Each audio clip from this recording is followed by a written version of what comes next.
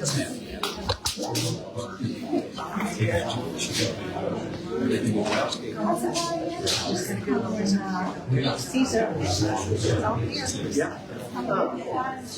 gonna, yeah, she called me last night, DC, and she said, Craig, I'm looking at you once. She said, you put one on the walk for the private jet. I just think, yeah, walks in. What was it? What was the name?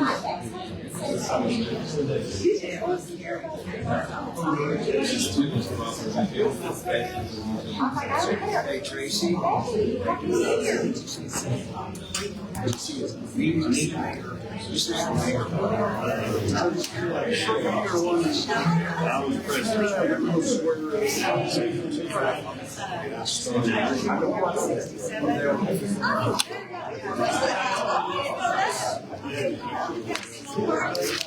Yeah, we've on the phone with him 3 times today. You're awesome. How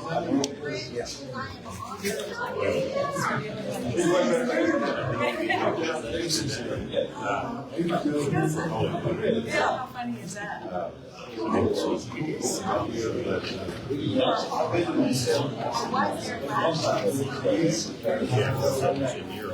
I just got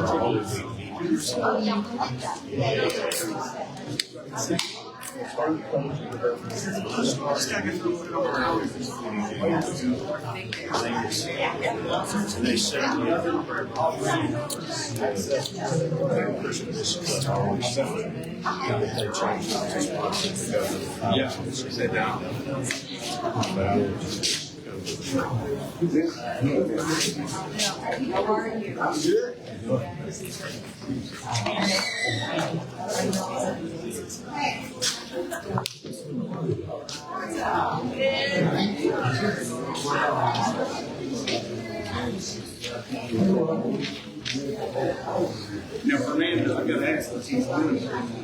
Even learning what we do, everybody's like it.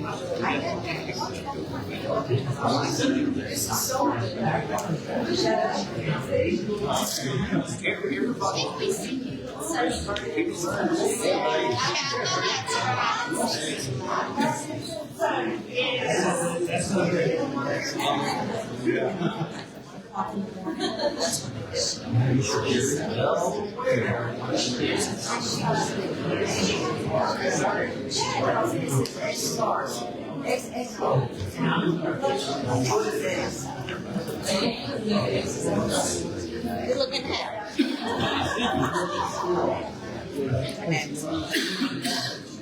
No, but just I hear from my friend with American CAD. Last year, he sits on their Power Foundation board. So. I don't know him, but I like their hands. I've got 2, Silver Belly and this one. Their logo in that. Well, he saw yeah.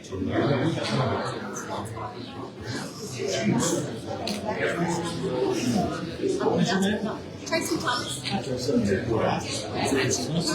give you her card. This is the one that I always appreciate.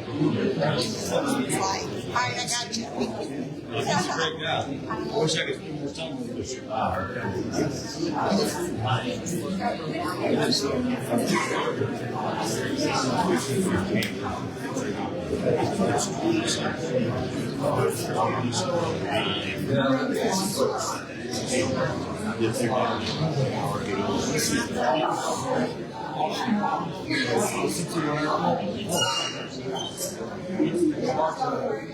Rodeo package or whatever we had. Catalogs. And we had to go in and pick this up.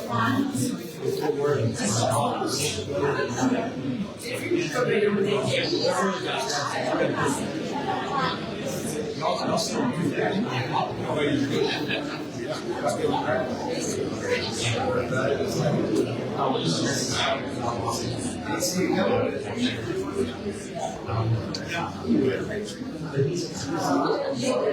Bruce, very cool. I was going to ask you. He owns his lunch now. So we're not waiting. He goes to Austin, and he's too good for us now. Yeah, right. He goes to us. So they want to hang out with us. Right.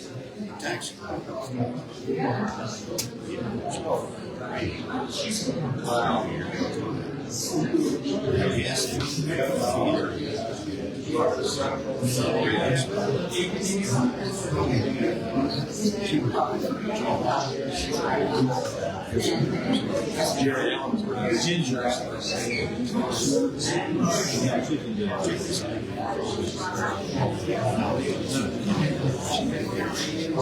She let me do whatever I feel.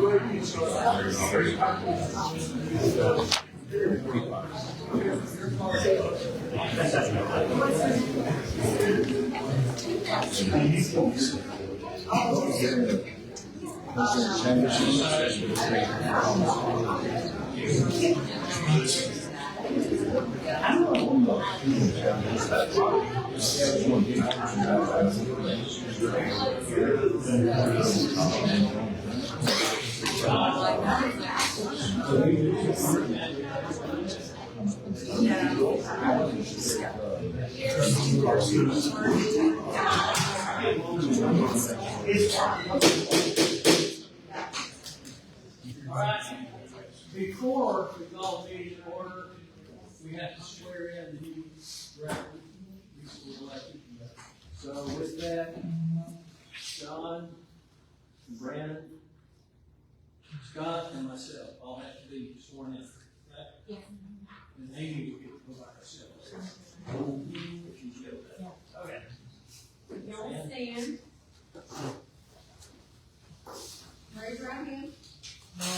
And you can read your form, that way you can repeat after me. Yes. So, in the name and by the authority, you can repeat after me.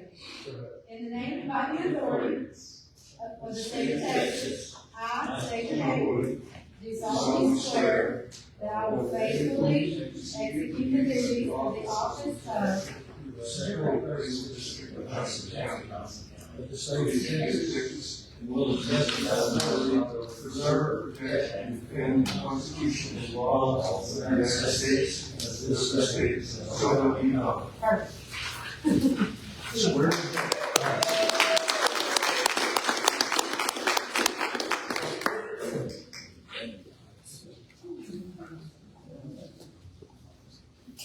Now I can call the meeting to order. 6:08 p.m. I'd like to welcome all the visitors.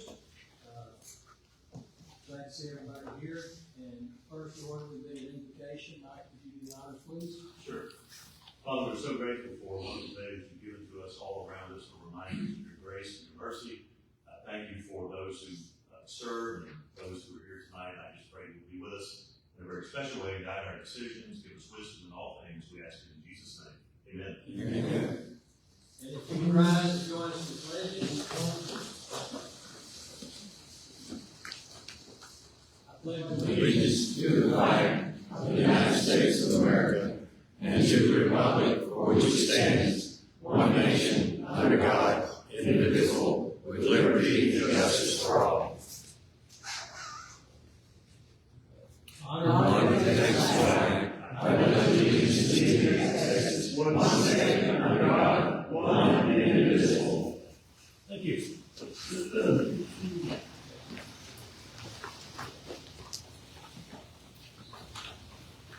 And I normally like to recognize any elected officials who are present.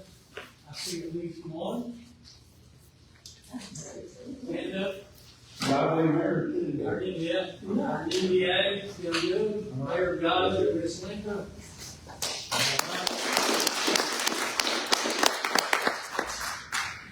We miss anybody by hiding behind them? All right, we've got the oath of office out of the way.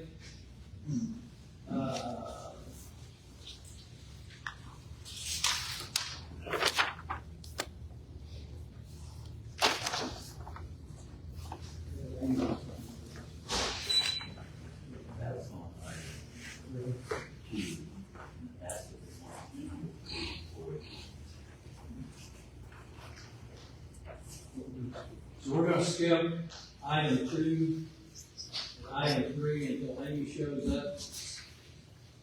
We're gonna show up here pretty soon a little bit. So item 4, declaration of vacancy and authorization of the board chairman to notify the entities of the vacancy. Those of you that may or may not be aware, Jim Cockrell was elected by the entities, or appointed by the entities to a seat on the board. He tragically died in an accident, 2 or 3 days, I guess, after the election took place. So his seat is vacant. The process, so that everyone understands, and Bruce, correct me if I'm wrong, the process is we'll send a ballot to all the taxing entities, and they can nominate one person to fill that seat. Once all the nominations, they have 45 days to nominate. After 45 days, we take those that are nominated, and in the March board meeting, the board, by majority vote, will select the person to fill that vacant seat. So that's the process.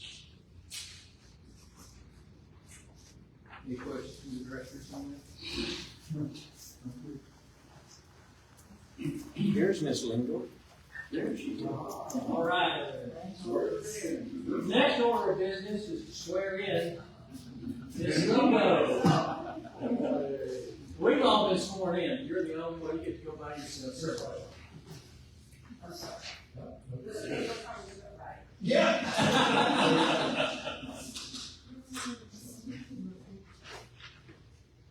There.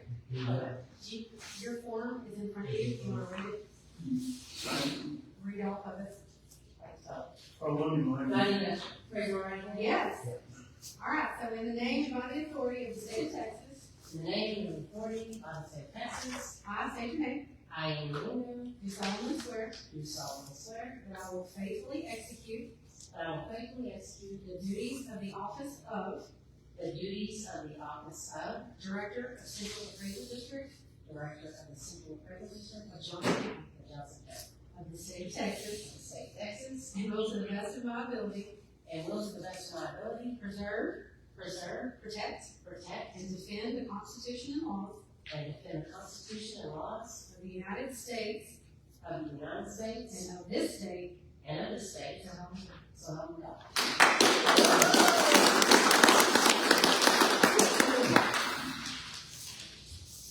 All right. Since Amy's here, we will go back to item 2 on the agenda. And I'm going to ask Bruce Medley, our attorney, to explain how we're arrived at the terms for the 5 that we just swore in. Because we're going to stagger terms, the state has prescribed how we will do this. The 5 seats are comprised of 3 3-year terms and 2 1-year terms. So when we walk out here tonight, or here shortly, in a few minutes, we will know who's going to serve 3 years, who's going to serve 1 year, and that will put us back into staggered 4-year terms going forward. Okay. The state in Senate Bill 2, which was passed in 2023, which set up the expanded appraisal districts for directors for larger districts, provided that this first round of appointments under the new law, there would be, as Mr. Cooley said, 2 one-year terms and 3 three-year terms. But there wasn't really a mechanism defined in the statute for how that was to be. Some appraisal districts actually, when they asked for the appointments of the units, said, we want you to appoint or nominate somebody for a one-year term, we want you to nominate somebody for a 3-year term. Some appraisal districts did not. Our suggested mechanism for dealing with that, in order to give effect to the votes of the units, is to go down by the people who has the most votes and have them make a declaration, do you want a 1-year term or a 3-year term? And then when we run out of 2-year terms, the rest will be 3-year. When we run out of 3-year terms, the rest will be 2-year. So in order of votes, the most votes was Wayne Goulding at 948. Mr. Goulding, do you wish a 1-year term or a 3-year term? 3-year term.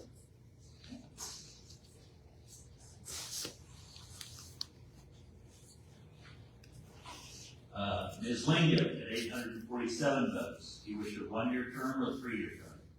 1 year.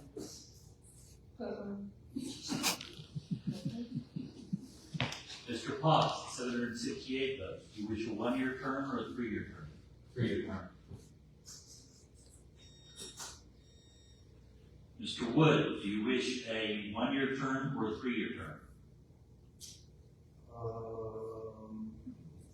3.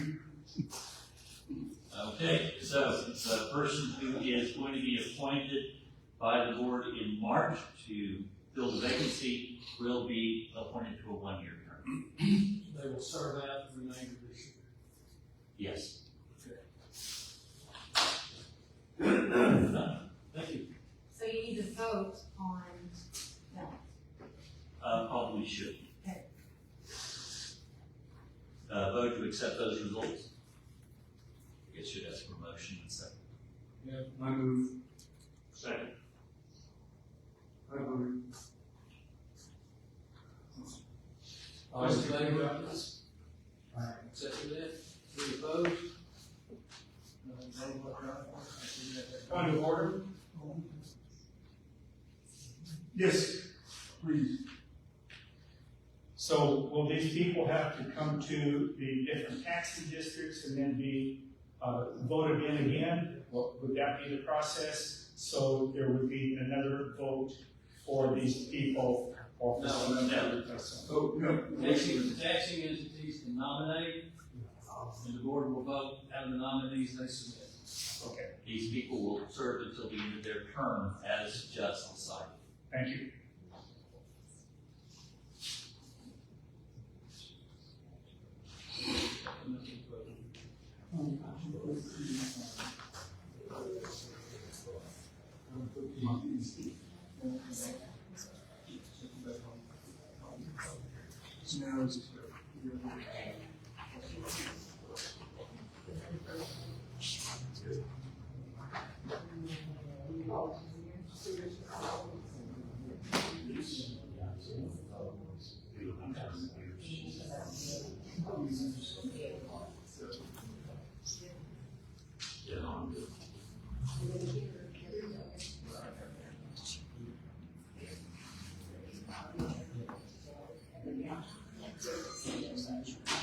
New system.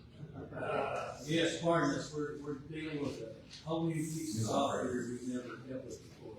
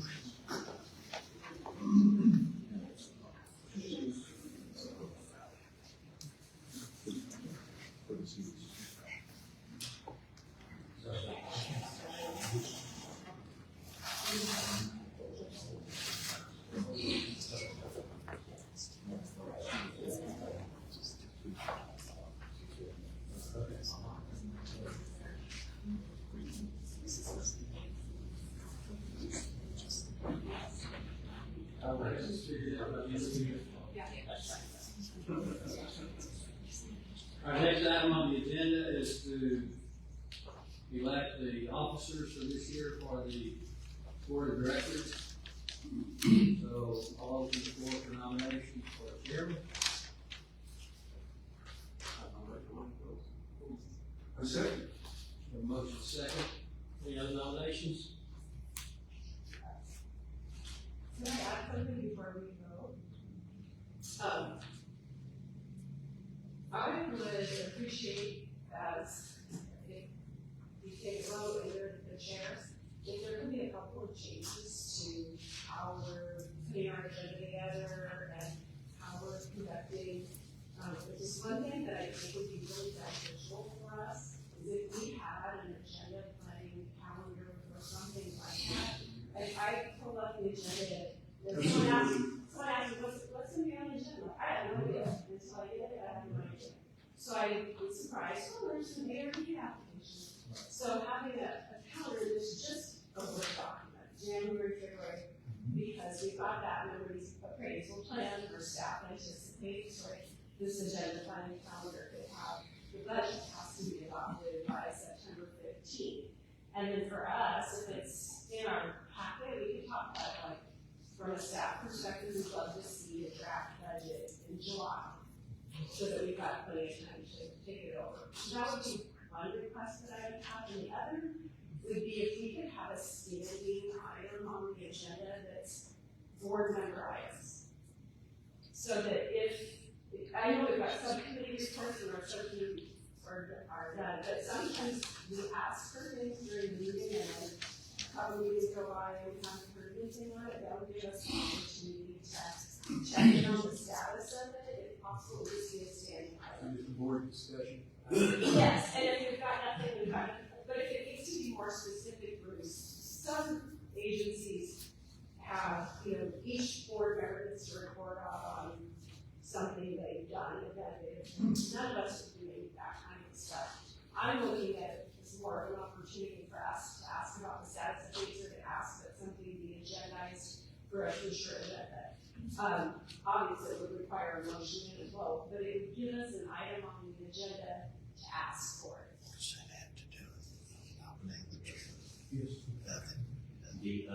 With regards to the planning calendar, staff and I can work out something pretty easily for you as to what the time frame is under the code for doing certain actions. That's not a problem at all.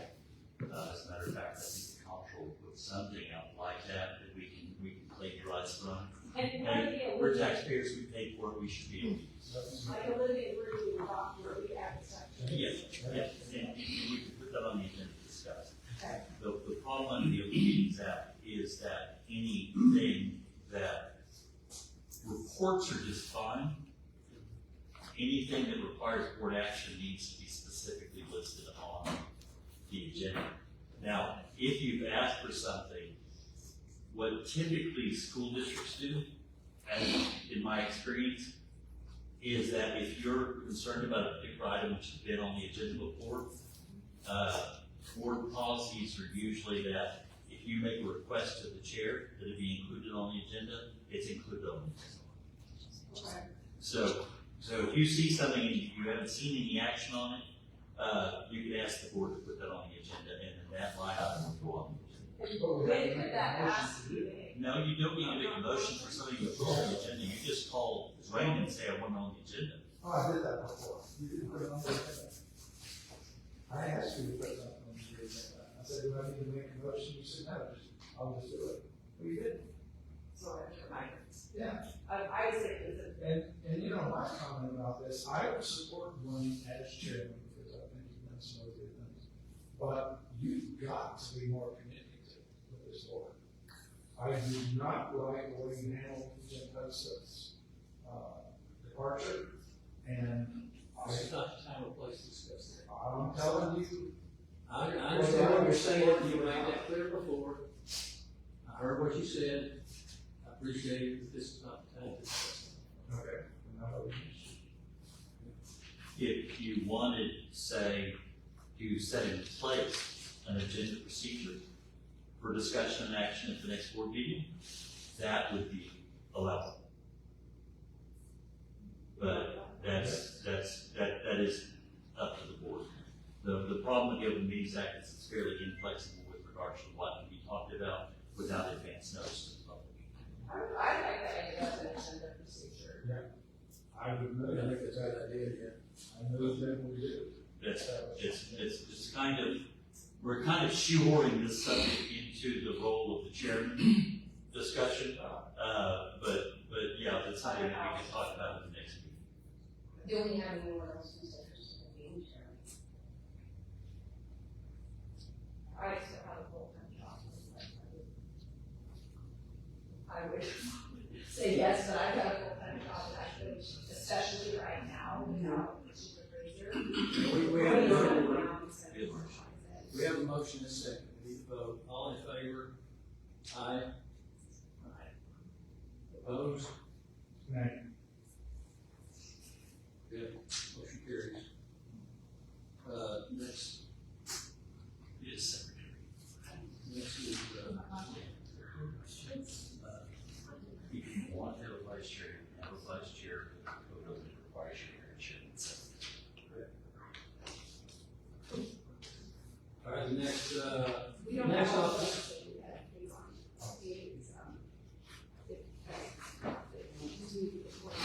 Well, you'll have to vote on that after we get done with the session. Yeah, just handle all of this, it's all of Pardon? Oh. I am taking minutes though of that particular vote, but the way I have it set up, yeah. do software. New software. Okay. So the vote will only be for all of the. No, I'm gonna put in the minutes what just happened. But the way I have it set up on here, there's only one button vote. Yeah. But in the minutes will reflect what just happened. Okay, floor is open for nomination for secretary. I could be like myself.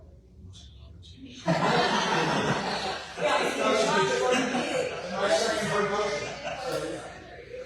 All right, motion is second. All in favor? Aye. Opposed? Motion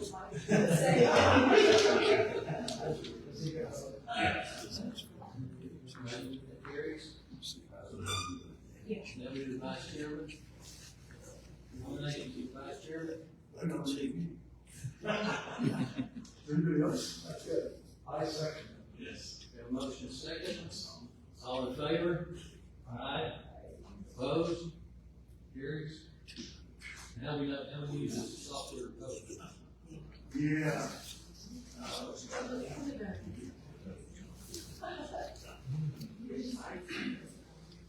That would be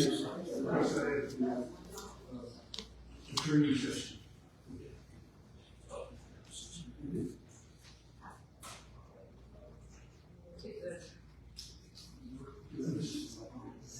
You do?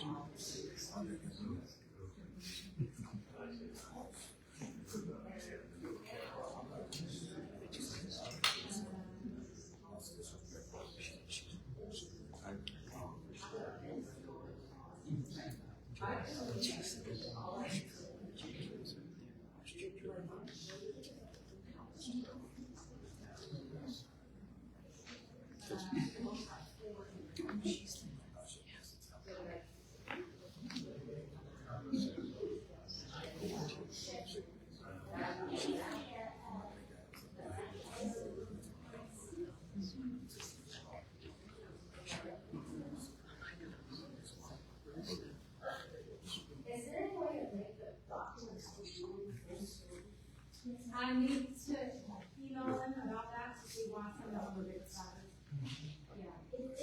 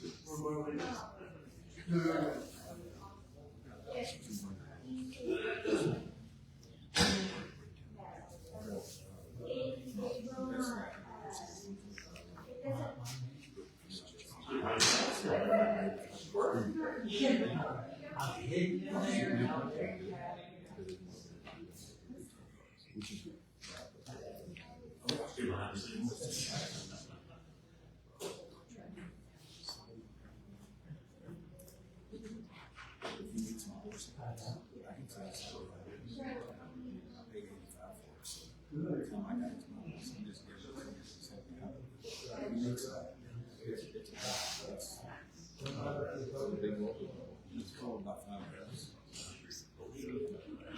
It's all I use it to keep it back for the next year. I'm still feeding my cows last year. I took it out and wanted to put it in.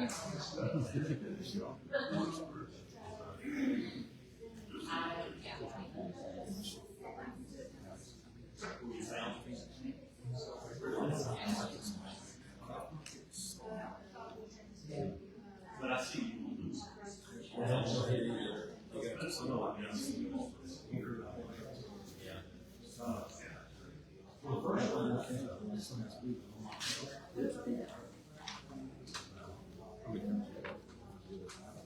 Yeah. 46 cows, 2 bulls, and 28 calves.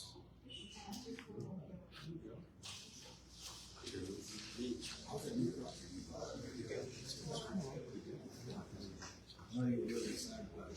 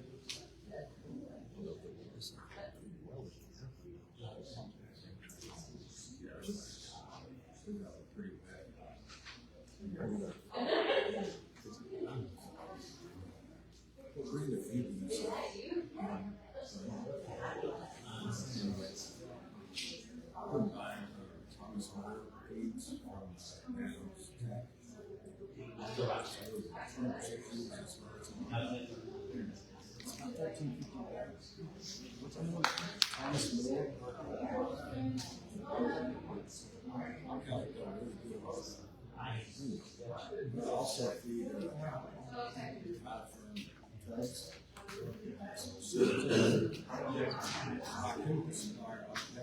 An accent too. 30% protein, 13% fat. And I keep those out here.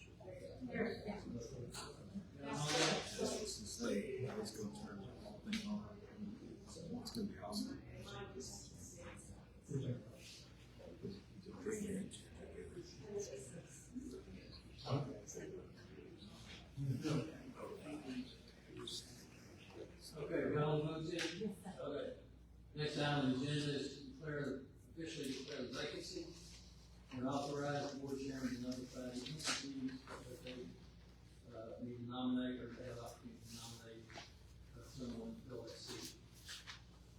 Need a motion? I move that we, notify the taxing entities, declare vacancy. I second the motion. A motion is second, all in favor? Opposed? Let's try to report the vote.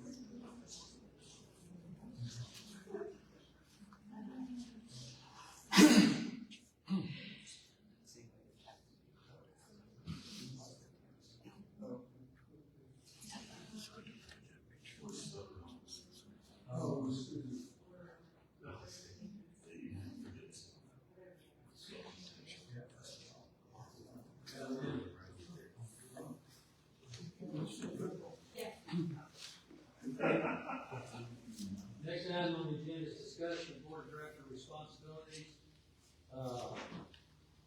Everyone except Brandon is been on the board, so Brandon, this is for you. I don't know if you've served in public office before, but if not, welcome to public service.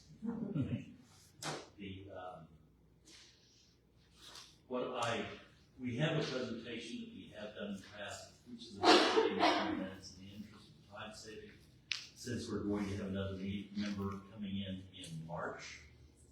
I've talked to Dwayne, I suggested that we push the full presentation off until March so that we can do it for both of you. Just briefly going through your responsibilities as a member of the board of directors. There are certain things that the board of directors is required to do by statute. There are certain things that the tax code says the board of directors may not do. And there are other codes that say things that you may or may not do. And you received, I believe, the board of directors manual that the state does. That's going to list the sorts of things that the board will be called on a regular basis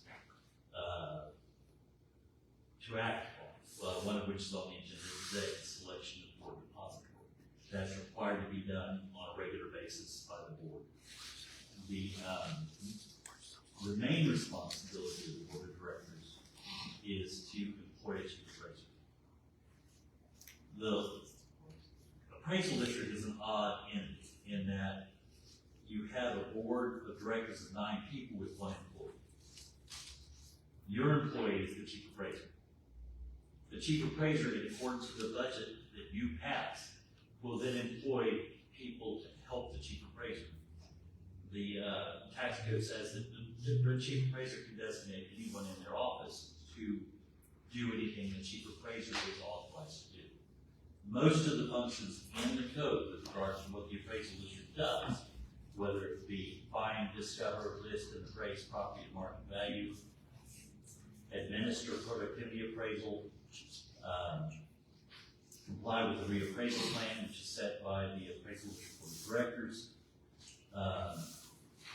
make decisions with regard to exemptions. All of those things are done by the chief appraiser and their staff in accordance with the code guidelines. The board is not supposed to have any direct influence on appraisals. You have the authority, which you have used, exercised, to enact a reappraisal plan, which just instructs the chief appraiser on when to appraise property. In terms of how they appraise property, that is set by the generally accepted appraisal techniques given to them by the comptroller's office. Now, other things, important policies, we talked about one of them today. If you wanted to adopt a policy with regards to how you handle agendas, that's well within your ambit. How you operate meetings is well within your ambit. In your authority. You will make decisions during the year or perhaps in other year with regard to insurance policies, employment policies. All of that stuff is handled by the board of directors at this level and is given as a directive to the chief appraiser. We talked about the budget. Basically, the dollars are your business. The chief appraiser cannot spend a cent unless it's been allocated in the budget. If it's not been allocated in the budget, the chief appraiser cannot authorize the writing of the check. So y'all control the purse strings of the district. You have to hold board meetings at least once a quarter. This district is chosen. Historically, we meet every month. Generally, the districts that only meet once a quarter are those districts, like, say, Medina County, which only has 2 employees, the chief appraiser and clerk.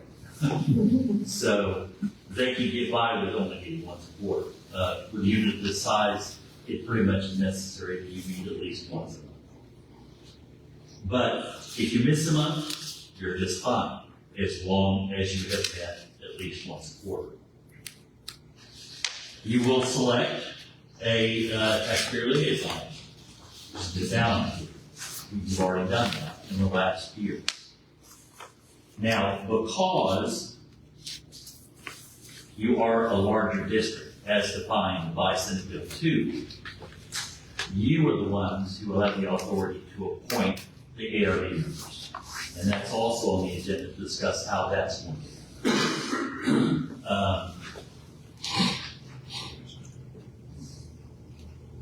Other codes that impact what we do, you should have already received instructions on how to access the HE videos on open records and open meetings. Open records generally aren't things that you need to worry about as a board. Open meetings are vital that you understand how that works. It wouldn't hurt to, I know it's painful to watch, but it is something that is useful to know, because as with some other statutes, there are criminal liabilities for non-compliance. If you act in a way that's not on the agenda, that action can be negated in the future because you didn't have it on the agenda. If you actually talk about something with a quorum of a simple majority of other board members and it is not posted, that is a criminal act. So, does it happen accidentally? Yes, it happens accidentally. But the Court of Criminal Appeals has said in Texas that they don't care if you thought you were doing the right thing or not. They just care whether or not you actually discussed public business with it or with your peers without being posted as a public meeting. So we watch that. Part of my job sitting here is to make sure that we all avoid criminal liability. If there's ever a question, please let me know.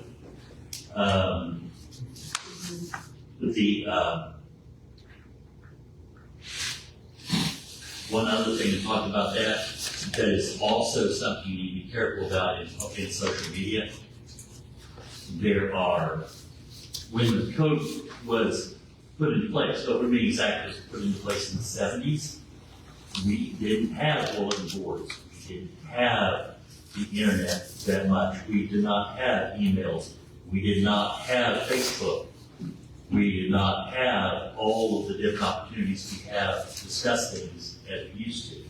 And there's a thing in the code called the walking forum, which is that if you discuss things as a forum, even if you're not all in the same room, that's a violation of the Open Meetings Act. The classic example I use when I talk to people is, say you have a 5-member commissioners board, and they're talking about a contentious issue. Commissioner number 1 says, I gotta go use the bathroom. So he goes down the hallway to use the bathroom. Still have 4 there, still got a quorum, still continue business. Then later on, Commissioner number 2 says, that's a good idea. He gets up. He and Commissioner 1 talk about what's being discussed and decide on how they're gonna vote. Commissioner 1 comes back. Commissioner 3 gets up. You see where I'm going. That's why we call it a walking forum. The code frowns on it. But as discussed in your material, if you ever wish to read it, the Attorney General's office has an open meetings handbook online that you can download, read if you're just interested in their particular topic. So how do we appropriately go to the bathroom? Just don't talk about it. As men, we don't talk about this. Just be careful not to talk about that. Conflicts of interest, obviously, with regards to the government code and the penal code, there are certain obligations that you have as a public servant that a normal person would not have. A non-public servant. I don't mean to say that. There goes John.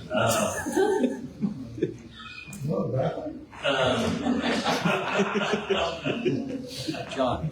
Obviously, if you have a financial interest in something, Go out that door. you should abstain with or vote, yes. There are actually conflict forms that you would have to fill out, and then you would not participate in the vote or in the discussion. That's in the government code. With regards to the penal code has provisions with regards to other types of conflicts. The most prevalent of which is gifts to public servant. Since you are now a public servant, if you receive a gift from somebody which is governed or you have jurisdiction over, and it is more than $50 in worth, that's a criminal offense. Say, for instance, y'all were deciding on, and I've used this as an example because this sort of thing has happened before, a particular vendor that wants to work with the appraisal district, say on meeting software, and they say, well, we really would like to sell you software. Here's a $100 gift certificate to each of the board members to Morton's. Well, we've just crossed the line. That is a gift from someone within your jurisdiction. You can't accept that gift or you commit a criminal offense. There are certain exceptions to that, but you should always look at them very carefully. For instance, if I wanted to go have lunch with Brittany to discuss things that are happening in the appraisal district, I can do that because that's an exception to the gift to public servant is if you're a guest of the person inspecting the thing. I couldn't give her a gift certificate, but I can actually do it. That is the exception to that rule.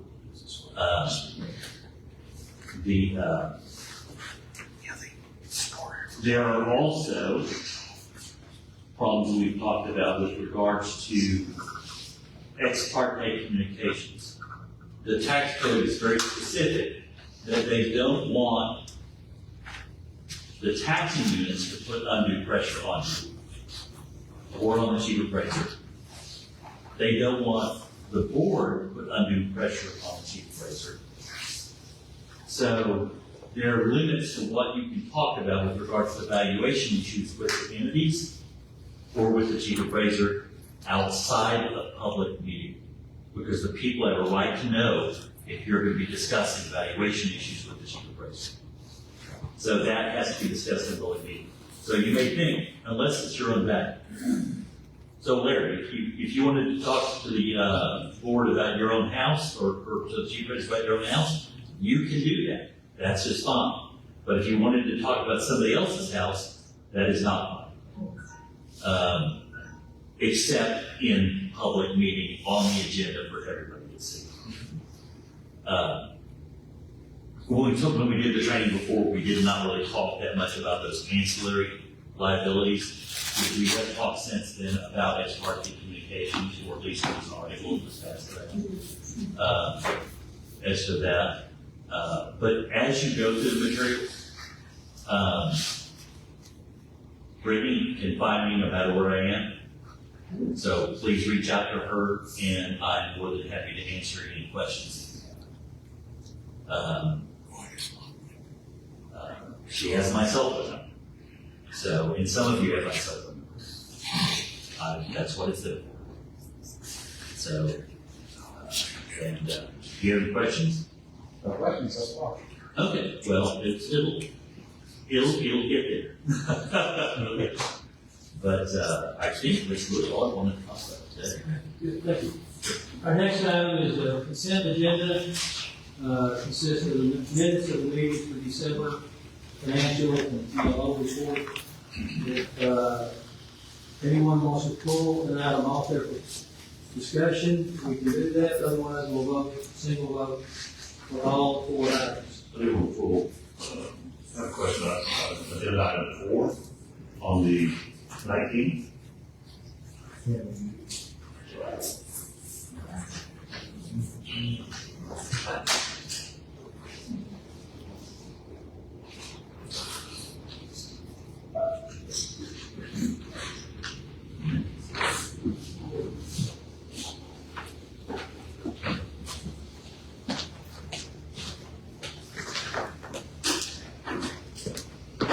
On the 19th? Okay. Yeah. Sure. Question for me? We were in for it. Yeah, that was the question. I was just wanting to see what the follow-up was, kind of where it is with the time process. And I wanted to say, Don Lewis says that Vice Chairman would offer to do some research on that, to this issue. Will you ready? Yeah, so, and, we're gonna,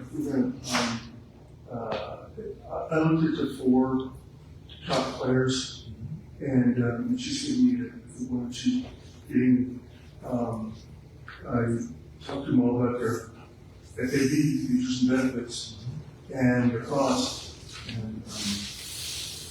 And the most expensive one, spectacularly so, is the most popular one. And the sales rep has called me 9 times now to see the decision. Trying to take you out. So those sort of disqualification of that part, but anyway. So my question to you now, Jessica, are you so out of the systems that you guys are talking about? You guys settled on something that you? Well, the one that I had presented that you attend, so they have the facial recognition, and that's what he was looking into with some other companies, was the facial recognition part. But they do also offer a web-based punch-in, but it wouldn't require, the hardware. So, I didn't put it on the January meeting just because we have so much on it. But I was gonna bring it back to the February meeting after Mr. Wood had a chance to get with whoever, the company he's gonna, discuss the facial recognition part of it, but.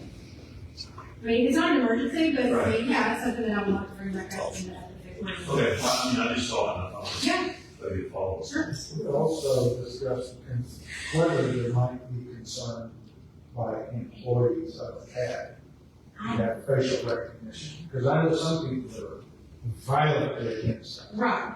And we wouldn't mind the web-based. Right, and I would, honestly, I think I would prefer the web-based.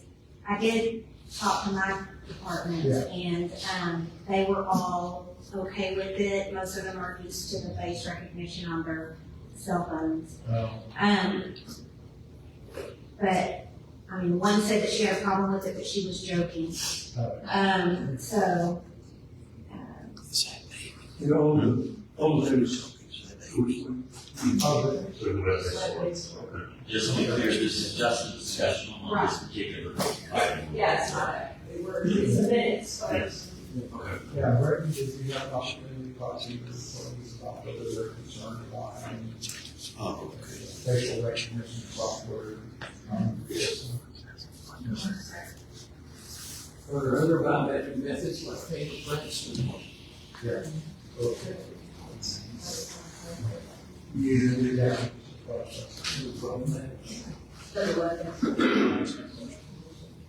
no. Yeah. Any other discussion? Not what I say, motion. So this consent agenda only goes to page like 27, right? My thing was to page 67, but the consent part is just the attachments to page 27. It's through. Yeah, what was it? Or 23. Change it to Yes, 63. 23, yes. 23. Yes. There's another question on the other side, same box. So then, we put on here that you guys can record the date, but you might have received, so that they push it down. But our thought was also asked if you could track the amount of time that you're spending.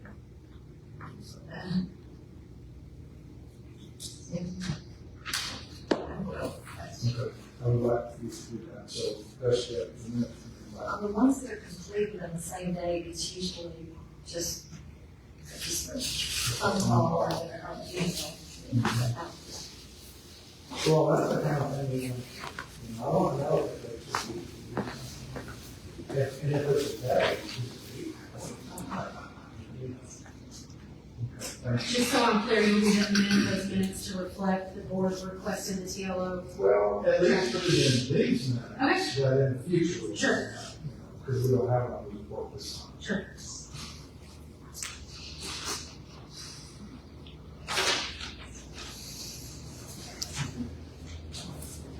Anything else? Now, I'll entertain a motion of consent agenda. Second. Have a motion second, all in favor? Aye. Opposed? We got to have a vote.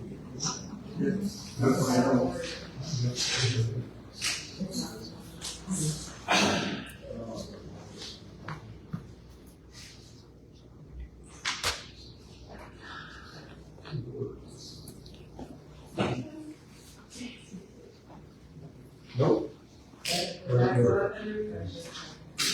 Not doing the same thing.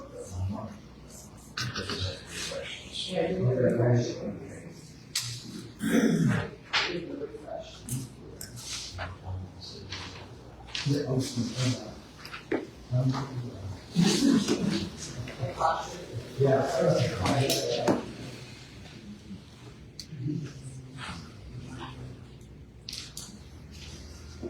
All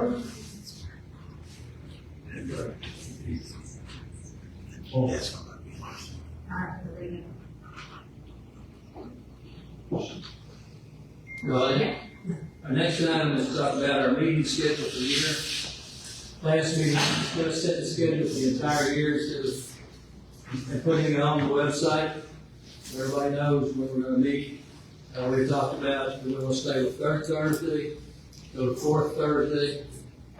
Amy put together a schedule of, I think it's all the tax entities in Johnson County.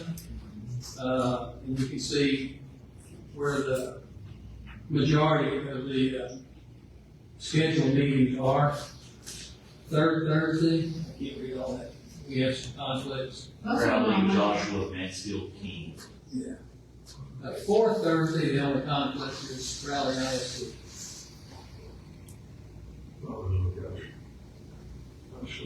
Release meetings, release number. I understand it's only 6 But otherwise, you know, I think these areas are good. Yes. That would help us. But the mayor for, God is here. Yes. Yeah. So we'll go to secretary. As realistic as We're really transparent in this meeting. So. We want to go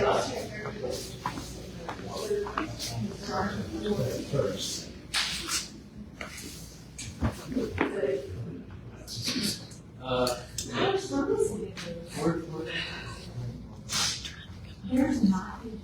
Yeah.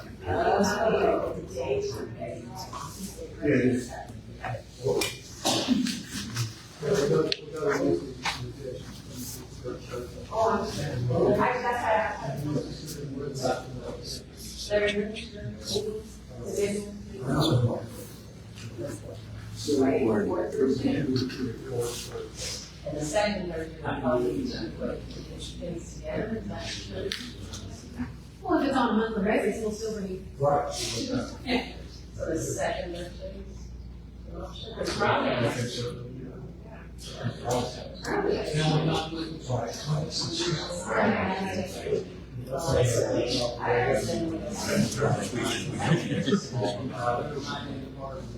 About the second.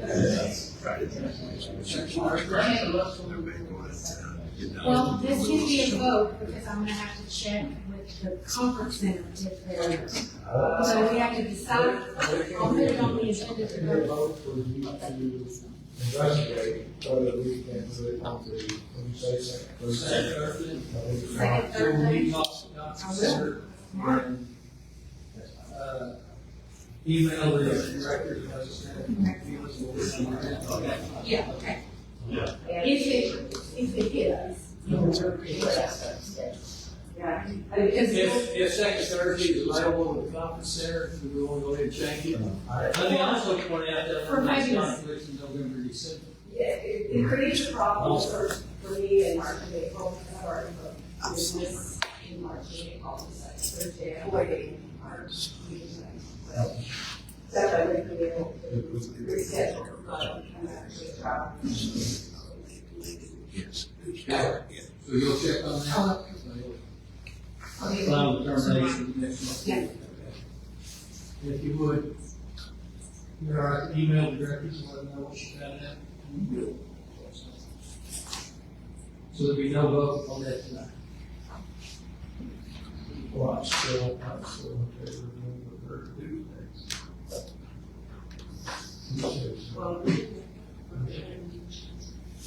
Yes. And we asked also about. third Tuesday? See what conflict it is. The second Thursday. Right. The third Tuesday. Second Thursday, third Tuesday. You'll get to decide.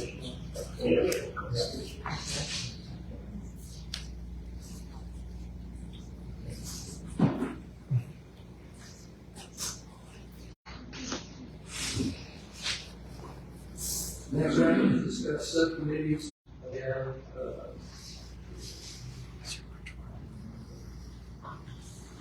two working subcommittees carrying over from 2024, consultant, the assessment audit, whatever you want to call it. Mike Mizell chairing that committee. John and I are on that committee. You have a report? No, we haven't met since actually we'll meet next week. We did talk to two consultants and we did talk to the comptroller and get some clarification on, what they do versus what we're asking for. And I think we got a pretty good idea. So we'll meet next week to put something together and bring back the next week. And the chief appraiser search is you and me. We haven't met or done anything with it yet.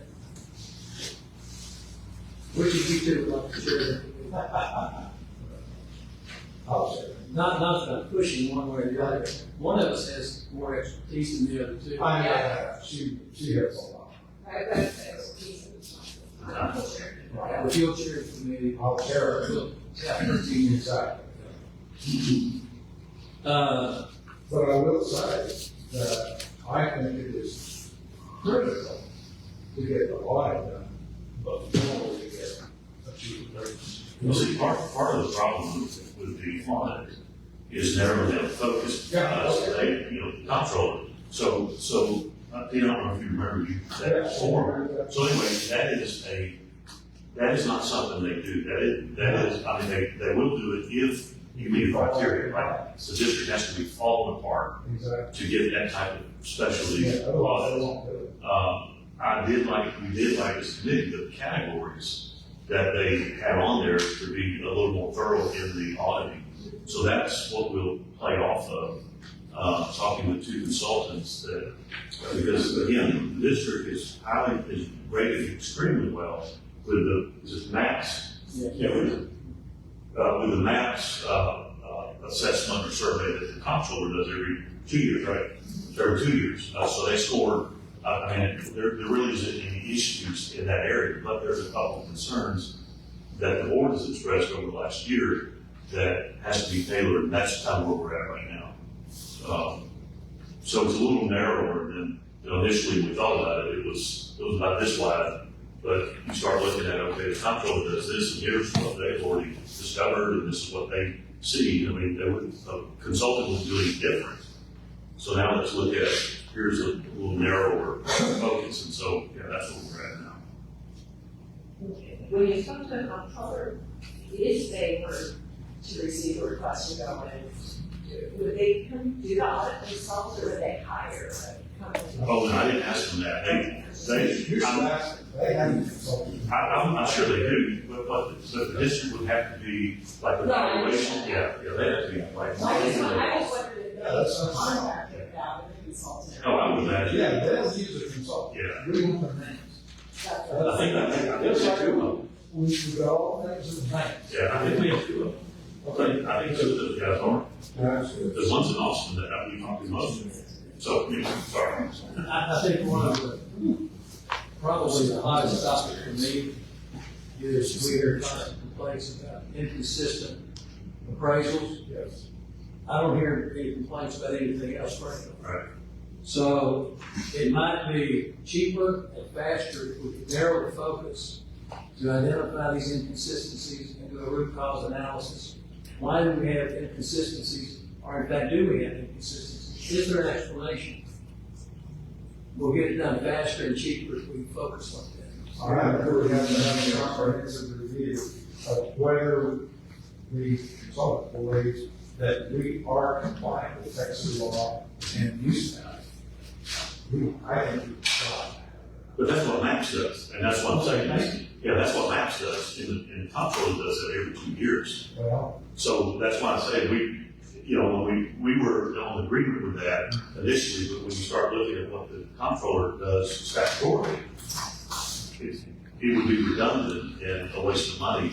what maps is that they're only doing it on a very broad basis, not an individual body. Brandon, can you address this with the maps? We just did one this year, right? 2024. Yeah. And we just got the results this week, and it's in our pack, so we will get to it. Oh, there it is. And when was that done? January or December? There's no date except 2024. They start asking questions in like the end of 2023, so we get all the 2024 stuff to them. It literally lasts a year of gathering. That's what I would cover. And then the state, whoever it is that's coming in, is there for about a week, and they just pour through files. I usually show up around March, who the state usually comes in around March to speak with us, look through our files, all that. So this is something that we have tonight. Yes, yeah, we just got this report this week, so I have to. But they're not looking at data then in April through December. Oh, no, they look at the entire year. Sometimes 2 years, sometimes I'll This ask is, after 2 it comes years. in March. Right, They're on-site inspection. they're looking at the whole year's worth of work. There's no way they could be there for a full year. I understand. Yeah. I just wonder how they look at December data when they're only there in March. Because we're doing back years. Ah, okay, well, that's totally different.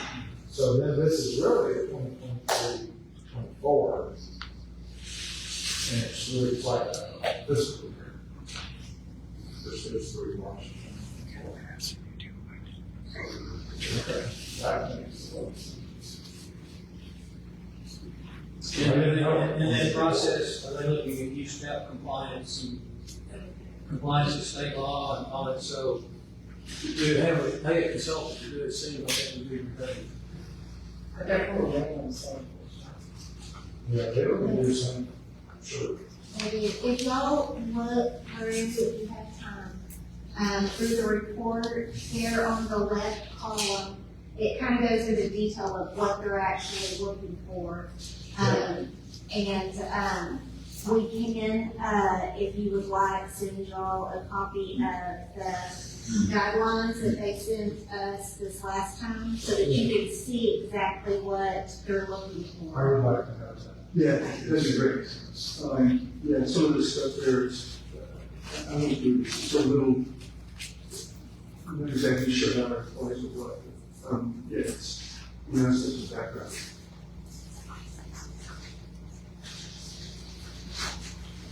Well, I was pleased with, understanding, once I talked to the comptroller about what they do, the depth in which they dive into the appraisal district, that it needs to, and get a little bit of comfort knowing that, those things seem to be running really well. But in agreement with what Ruben was saying, there, complaint here all the time is the inconsistencies with one property that's here, that's appraised this, and one's over here, and appraised that, and similar, or whatever. And just looking at that, doing a deep dive and why is that, what's the root of that? Is it they can discover that and then, recommend some, solutions to how do we avoid that? But Mike, it's not just that. We have received lists of 50 properties that have never been reappraised in 10 years. Yeah, that's what I'm saying, that would be the focus point. That's all I'd say. Yeah. I think that's where the conversation started on that. But we do that first from a legal perspective, from what we just talked about at the beginning of the meeting, for grants benefit as a number one, is as part of this audit that we're talking about. If the board were to agree, we want, for instance, here's a list of 50 properties, this we can take as an example. I'm thinking this is our properties that have been reappraised in 10 years. And we'd like you to designate that as part of the review. Is that okay? Because we're doing it as a hobby, we're not getting involved. You're just asking for a report. Correct. Yeah, that's not a problem. Yeah, just wanted to make sure. For instance, if you wanted to put it part of the program, is the appraisal district in compliance with the last reappraisal? Which would come to your point, have you looked at every property since the last period of time? That would be a specific focus, and that would be acceptable. You're just asking them to see, on these particular questions, is the appraisal district in compliance, or do you see an issue?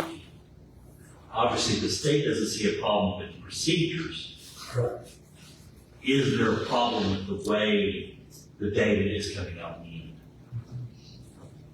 Because in the end, it may be a systemic failure of the process. You're getting different numbers because the process that we're required to do at the appraisal district is coming up with different numbers, and we may need to talk to the comptroller about changing the process. Because the generally accepted methods of appraisal practice are set by the comptroller. But that's one thing to look at. There's a good chance as they dive into these appraisals and look at inconsistencies, which I would say not doing reappraisal for 10 years is an inconsistency. When they look at that, that will take them down some path. What's the cause of that? Is there, number one, is it legitimate? Right. You know, if it isn't, what's the root cause? And if it's back to the process, then that may be a more detailed engagement than if it's somebody dropped the ball. Yeah. I mean, for instance, you'd also have to look at the term. What do you mean by reappraisal? If you mean by reappraisal, the dollar amount hasn't gone up in 2 years. Well, that doesn't mean anything. We may have looked at it and just decided to evaluate it on it. Right. Yeah, but that's one thing that your consultants will need to look at.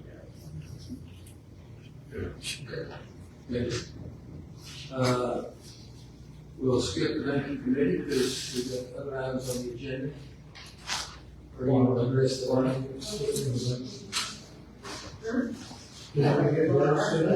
Well, you're going to be voting on that. Should be, yeah. Okay, then for this year, I'd like thoughts about any other subcommittees that we might want to create for several purposes. I have 3 in particular that I'd like to throw out for consideration. One is a standing subcommittee on finance. There are people like Brandon and Amy with financial backgrounds. Maybe once a quarter comes in, does a deep dive on financial operations and reports back to the board. It's kind of like a mini audit, I guess. I don't know if it's necessary, but now there's something that says, I wondered about. That's where that thought came from. Would you get that committee and say you were into this, or? I think the commission just come in, they look once a quarter, twice a year, and look at the finances, financial operations, and do an assessment of the appropriateness of what's going on, are there any red flags, and just come back to the board with, we've done this, I don't want to call it an audit, but we've done this assessment, and everything is good, or we got some concerns. So we have a financial audit every. Yes. They usually report to the board around May. Yeah.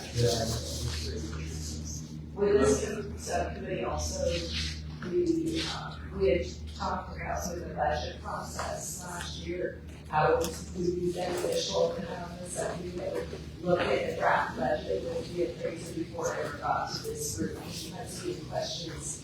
That's time that we wanted more detail. The other, one of the other committees, the budget committee, and the question is, sometimes we want to mesh those two together. I do think it would be worthwhile if 2 or 3 members of the board were a little more involved in the budget process before it comes to the board. Yeah, we definitely need a budget. You want one together. So, I would also recommend a committee. And it would be just a general communication committee that goes through a communication process.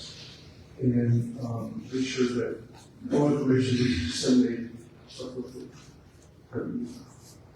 Because since most of this year ran on transparency, communication is absolutely the most important part of transparency. Because you don't say anything about it. We didn't have a committee, but you're the one that really did that last year. It was you two that stood up and made sure that happened. Yeah, but just like So just having the same committee. So right. well, I think, I'm kind of jumping ahead here. A thought I've had is, when we do the search for, when we get a new chief appraiser, I would like him to do more business with the public. I'd like him to participate, to give presentations, to engage with the public. So I think that would be healthy. I'm gonna make sure that they understand that last year's part. I think you should do that. Because really, they are the CEO of the CAD. They're not just the chief appraiser, they're the CEO. They're in charge of finances, they're in charge of communications, they're in charge of administration and everything that falls within the CAD. So we've got to get somebody that's very broad that can do that. I want somebody that's comfortable. Yeah. Facing the public. Sure. Comfortable giving presentations to the public. I agree. We need to engage our taxpayers if we haven't historically. So I agree the communication needs to be better. I think it should be focused on the chief appraiser, not on subcommittee. I think that's, tosses all the weight on him when we have. Him or her. Him or her, yeah. Which are identifying. Yeah. And so anyway, I feel that what we do for these people should be as much communication as the law allows. And I would also like to have it as a tradition of this CAD, that transparency and communication, because the selection of chief appraiser, it goes to everyone that works there. It also goes to us, that we make sure that there's clarity in all issues. Well, I will make sure that we get the chief appraiser to do that, but I agree with John. I believe that what you two guys did was critical in turning around this entire category. Because there was a lot of people sitting out there that hated this category before.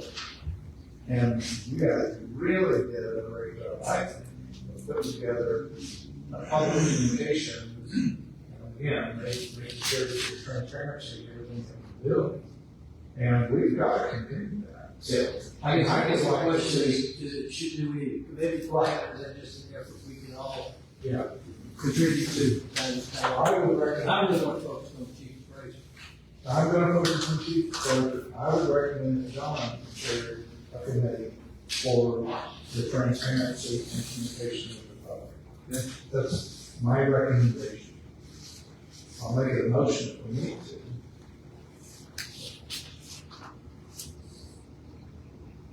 I just wanted a discussion tonight. Yeah.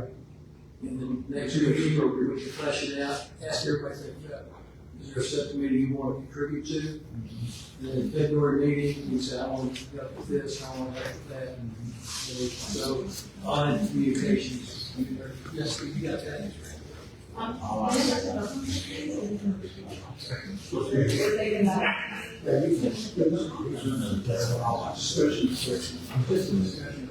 Right, but I'm saying next month, you don't have to vote. Yeah, they need to make a final decision. Yeah. So it doesn't mean voting. I would say. An action. And then the last Already getting the last subcommittee that I'd like to suggest is a short-term, 2 or 3 board members to review policies, personnel policies, and policies manual. I have found some things in signing checks that I question more than anything because the management approach is different than I've used in the past. Doesn't make it wrong, but it's just different. And I think going through the policies manual and making sure that the board is comfortable with the manual. And if we've got changes we want to suggest, we bring it back to the board. Let the board make a decision on what they want to implement those changes. So Finance Committee, Budget Committee, Communications Committee, and Policies Committee, think about for next month, where you might be contributing. More finance and budget. Yeah, I put on the table. You want to put finance and budget on the Many same? of us would believe that we should have a finance and budget. Yeah. I don't disagree. That's why you do in all the other organizations. And you need to close out the committee subcommittee? Yes. Yeah, once we. Well, yes, once we report it. Yeah, once we report it later today. Yeah. It, have you seen the policy manual and how, before I think about voluntary, that, how big is this policy manual? We're talking a 3-ring binder or? Oh, no, it's. Okay. Little spiral bound. Yeah. It's not a huge one, but in signing checks, I've asked some questions. Yes, we go back and pull the policies manual, and if you've got a policy on that. I don't necessarily agree with the policy, but you do have a policy, so you're covered. Yeah. So shouldn't we go through So I think the auditor would ask for a policy. We have a policy, the question is it a best practice? Is it something like that? Exactly. So we're gonna make, we're gonna actually list all the policies. Yes. And we're specifically talking about the employee handbook. That we looked at some.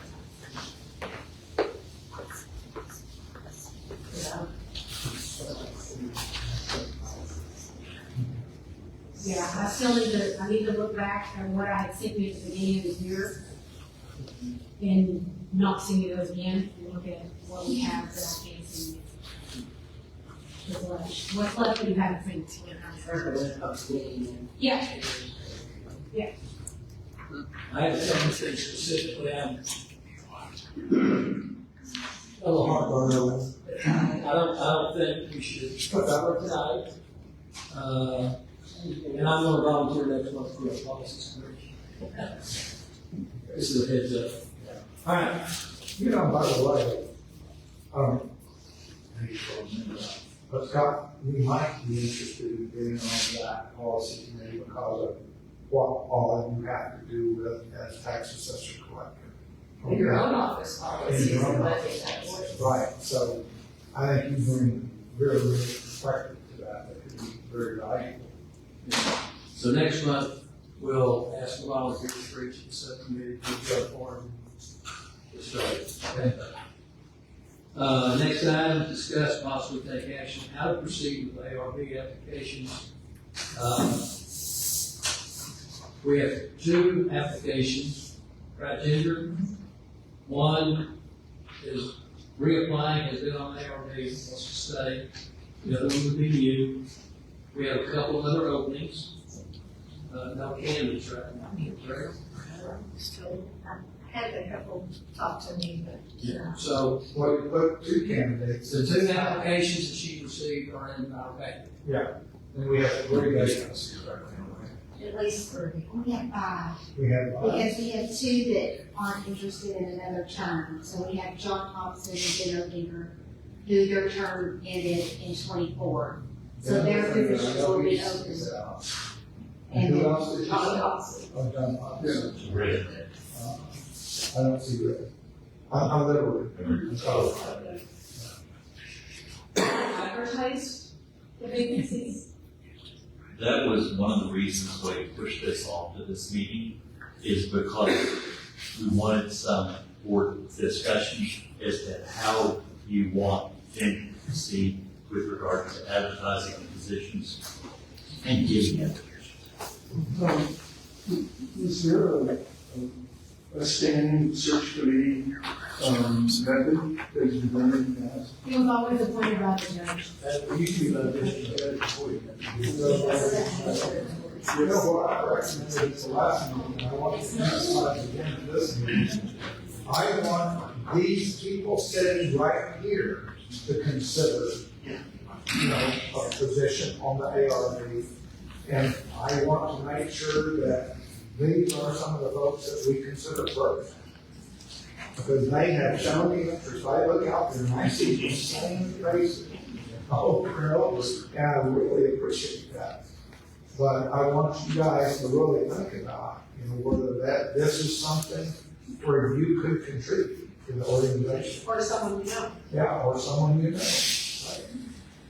So if the purpose tonight is to get corrections, and I think just, obviously there's 5 spots to, would be 4 if you approve the one that's, what was agreed upon. That's, we just, use every method you can to. What is the class you now? You just posted It's on our website right now. on the website. Put something on social media? Yeah. I would put it on social media. Where do you We post don't have a your, social media out. where do you post your jobs? Indeed. Indeed, okay. Well, I mean, it's take positions, so why not use Indeed? Yeah. Yeah, well, Shane is, I'll get with Ginger and flesh out a little bit of the job. That's great. I'll get it on social media. It needs to be clear that there's a significant time commitment between May and July. It's more than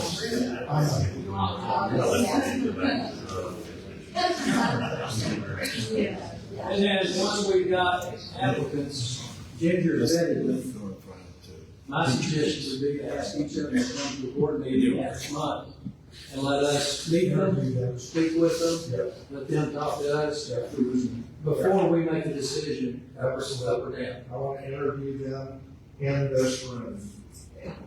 I agree, maybe ask them to have a prepared statement and then we could ask questions. Because, CV. yeah, well, they've got an They've got an application, which is in our packet, questions beyond the application, like customer service, and those kind of things that, not just credentials, but.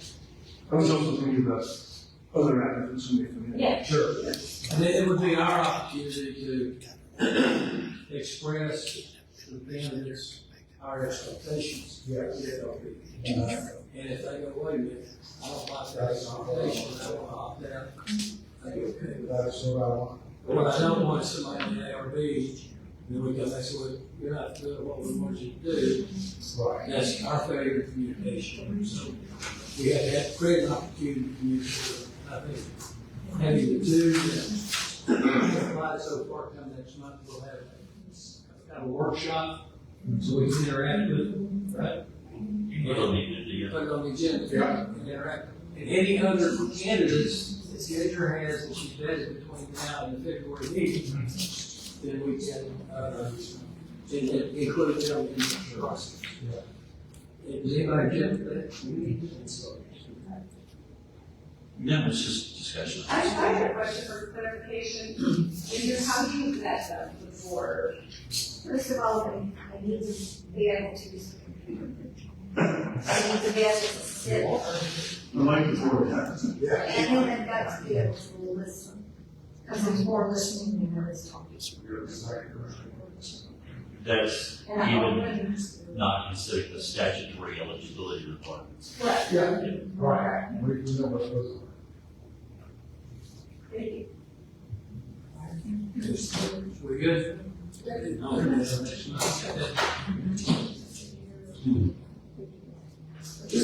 ever actually turned it away?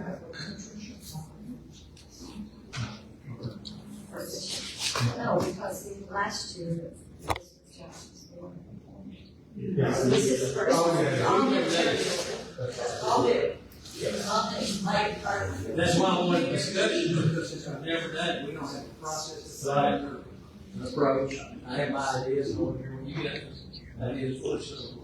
And on the website, it says responsibilities. Yeah. What I looked at is been looking to, where is it all the compensation? It's $165 per day. But But it doesn't say, I don't know. We should put that. Harris County does list their amount on their. Yeah, we should put that. I mean, otherwise they think it's like us. Yeah, right. A lot of things. Maybe I'll apply for the ARB. There you go. There you go. All right, any more discussion on that? So, thank you. All right, next item is the award for bid for the bank depository. Nate, yes, go ahead. We only received one bid, and that was First Financial. Brittany and I opened the sealed bids this morning, or the sealed bid this morning, and, first time anybody was the only one to bid. I move we accept your. No, they want to stay with $100 a month now. I don't like that. Yeah. So we don't have a plan B unless we want to fix it like agricultural things. I don't mind $100 a month. They do a lot of work. There's a lot of upkeep and reporting and changing those securities that they have to keep right for us. Okay. I do wonder if we could negotiate it anyway, or just finally ask them about their cap of 3% on the rate. And then, our alternative, even though they have that, we can always try to leave it our investment plan, so we can move money to the public fund. Yeah. So maybe that's not. I don't know if that's.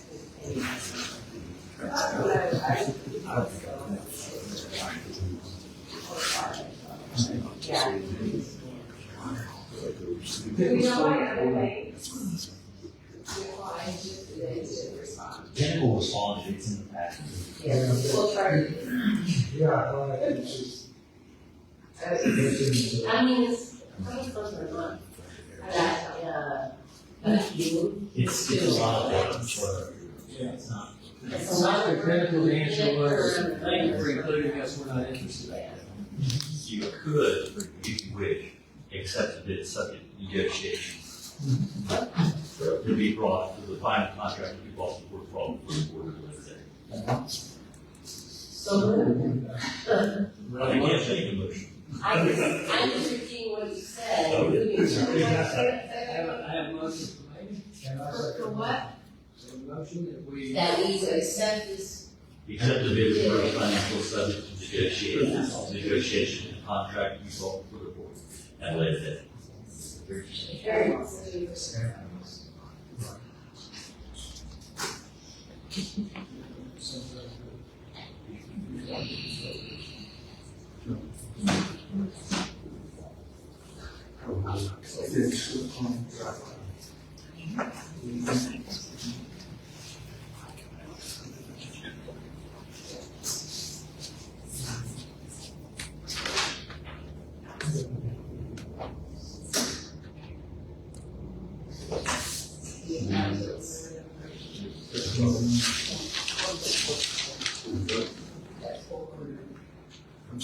We have a motion second, all in favor? Aye. Opposed? Motion passes unanimously. Who's gonna negotiate? I don't know.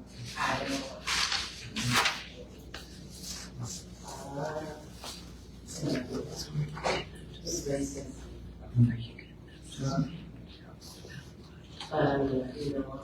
But I think Randy was Austin too.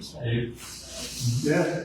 Yeah, I would suggest that whatever terms that you're particularly interested in, if you could just visit with the person who's going to be doing the negotiations so that they can talk about those terms. And really, all I was thinking of is putting 3% cap based on a TO rate of about 4%, so you say, could you just make an adjustable? Right. It was an 85%. 85% of. We just see they'll remove the cap or make it higher. That's the worst case. Like, we did 85%. Even the 85% that we're talking about is the cap. We go to negotiate that? Yes. You have resources. Yes. Okay, Brian can help us. I don't have your vote. Did you refresh your vote? Thank positive. Yes, sir. Voting. To accept the subject to.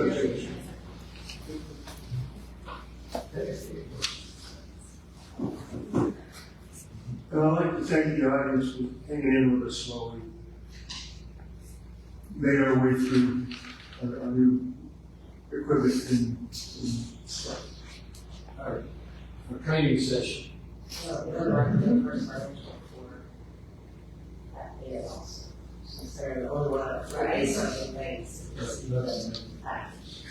Said how many things? Only one is, something like, but two responded. And one was very interested in requesting that package of water research for going this, and it's doing the farm. I have another appraisal district that had multiple requests, going further and further geographically out, because it's none of the banks in their county would accept wood. Wow. Next item, discuss about take action for financial and CD. I have no document. That's, if we were gonna have to change rates, we were gonna have to discuss the CD, but since we're not changing rates. Oh, but the CD, we do need to discuss it. Because it matured. Well, sure, I mean, do we wanna pull it out, or we just wanna leave it? We don't know for sure, so we don't need information on that. Well, it's renewed, so if we, it was 2% and then it renewed at 1.95. And what's our minimum market rate right there? 1.95. I thought our minimum market rate was a little higher than the CD. I didn't know that, Cynthia. Okay, I talked to her about that, and we were supposed to know what the minimum market rate was versus what the CD rate. Okay, so you're waiting on that?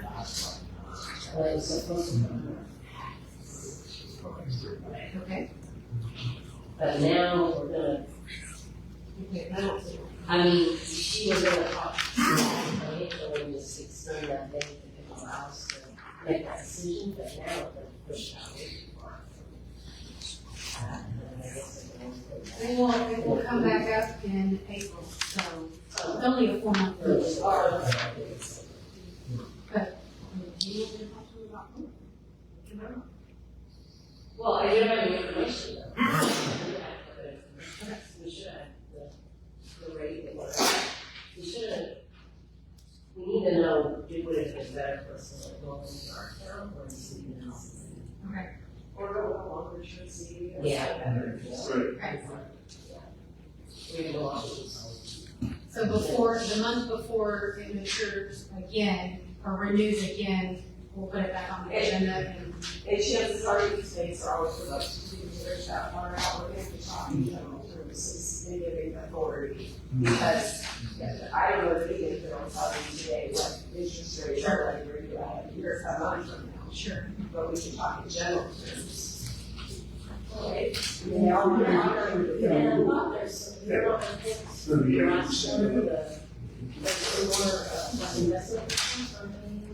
The quarterly investment statement is in there.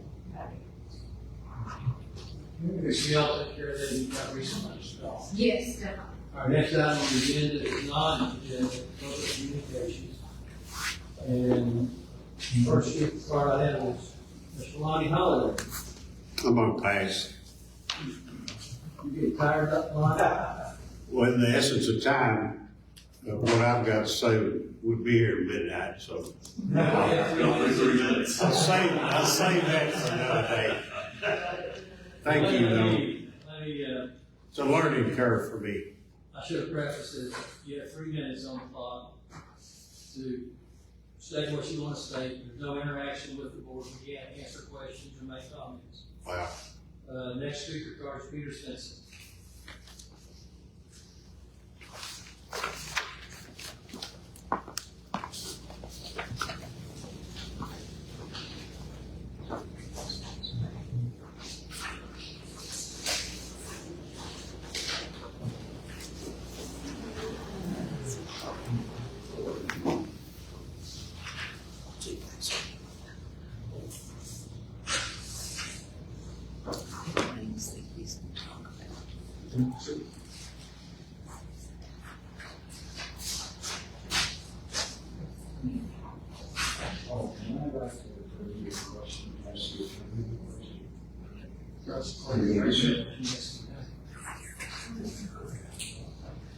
They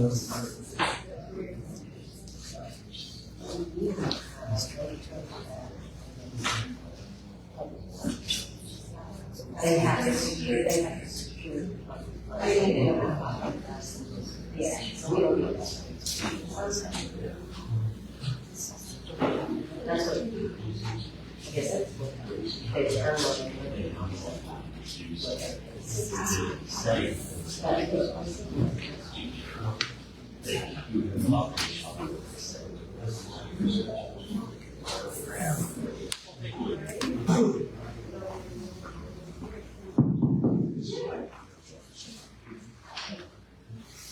Mr. Chairman, fellow members of the board, and the staff from the appraisal office. I want to remind you, a while back ago, I talked about the Texas Property Tax Code, Chapter 23, appraisal methods and procedures. Now, I've been to the front of the ARB, and believe me, it's a training. They're rude to people, they insult people, they do not look on the item D, intentionally failing to consider clear, convincing evidence, all available evidence and individual characteristics. They don't do that. I'm saying that to you so you can change what's going on at the ARB. And there's intermingling between the CAD board, the CAD office, and the ARB board, which, unless I'm wrong, it should be freestanding, without influence. But the CAD board has been influencing them. I've seen it personally 3 times. Now, let me go down to item number D. No, excuse me. Number 1A, ignoring mathematical formulas and models from which to achieve proper value. That's called a capitalization. Now, give me the sheet here. I want you to know, on this capitalization sheet, I've approached the CAD board 3 different times, and I've got 3 different figures. Now, if you notice on that one, maybe I'm just a lucky guy, but how many of you had your taxes go up 120% this year? I went from $835,000 to $1,898,000. I call that insane, crazy, and just unfathomable. Now, if you look at this cap rate here, I have left out, you'll see an item 1707A, $12,000. I didn't include it. That's a renter that left owing me that much money. I could have used it under credit loss, but I didn't this year. Now, if you go down this cap rate, it was figured by a gentleman that has been an appraiser for 40 years and a realtor. And he served 9 years on the ARB board. And I want to see more ARB people like him. Now, this particular one was approved by him after mathematically helping me understand how it works. He gave the same sheet to Ms. Ginger Allen, who looked at it, and agreed with it. And it was going to go to Jim Heston until he was exited from the building. Now, I am going under a lawsuit. You know what? Think about it. Why do I have to sue the CAD board?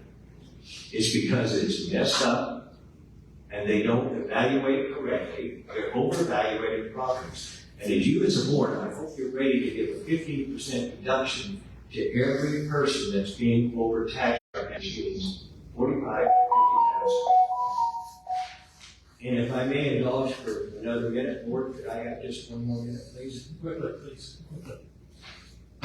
Quickly. Okay, I'm going. Now, the second sheet, if you look at it, after they found out I was doing the lawsuit, somebody in the CAD office, Alan here, asked them to do another evaluation. And if you look at it, they're projecting what I charge for rent, and it isn't as much as I charge for rent.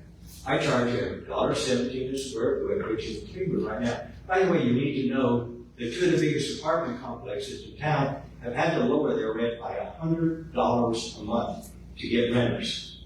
So yes, inflation is real. Yes, hard times are here. Now, I want you to study this and then study the other sheet.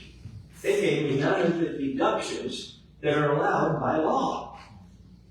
So right here, that is a violation of my rights and the laws under the Texas Code. Now, we swore allegiance to the United States, but I believe each one that was elected raised their hand and said they follow the laws of Texas, and I'm sure these young ladies, and I'm not pointing at any one of them, Miss Gill or Miss White or Miss Marie at all. But there's a lot that needs to be fixed, gentlemen and ladies, in this CAD office to make it equal and fair to everyone. Thank you.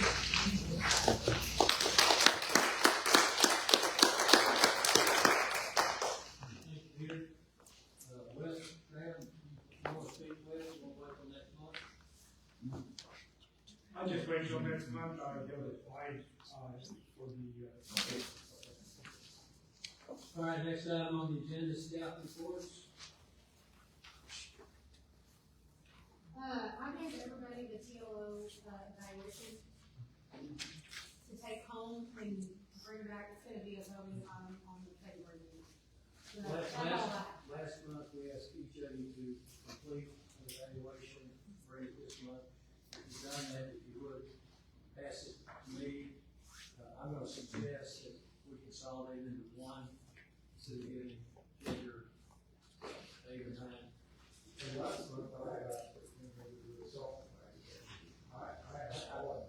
I think you should, since the evaluation has to be signed by Mike and myself, I think we will both consolidate it, bring it back next month, take it, consolidate it.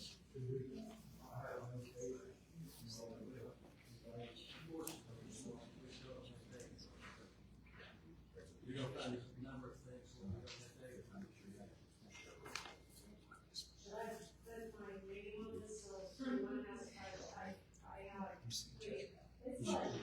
Good idea.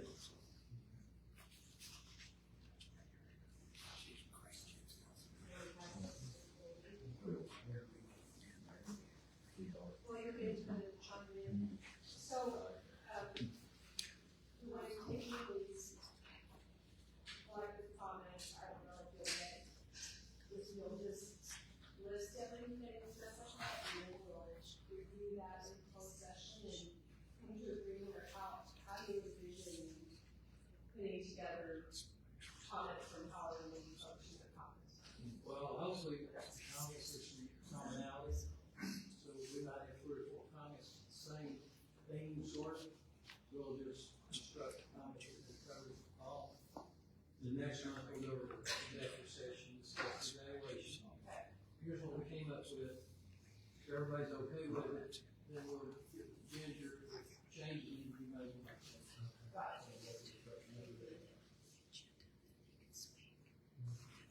And my comments focus more on going forward, because there's trying to figure it out, that we've been trying to figure out what, where do we go, more focus on the future.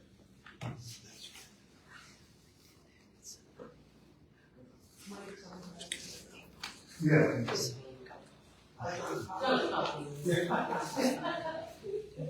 All right, let's read this.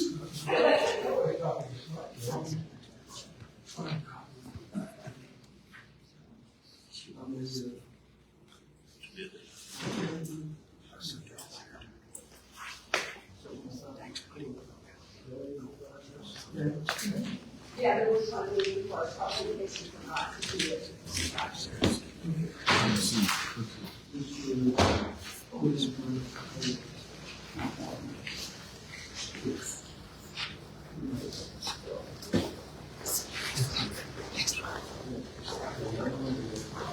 No, that's not. Yeah, All right, staff reports. With maps received, that was what I had. Yes, we do. The maps. Summarize. We'll go back through it and summarize what it is. Well, this is our report that we got in 2024. So most of this would be for the 2022 and 2023 tax year. So, you can just see where they have scored it's all 100%. Everything is passed, we meet all ratings, and, there was no recommendations from the comptroller's office for it.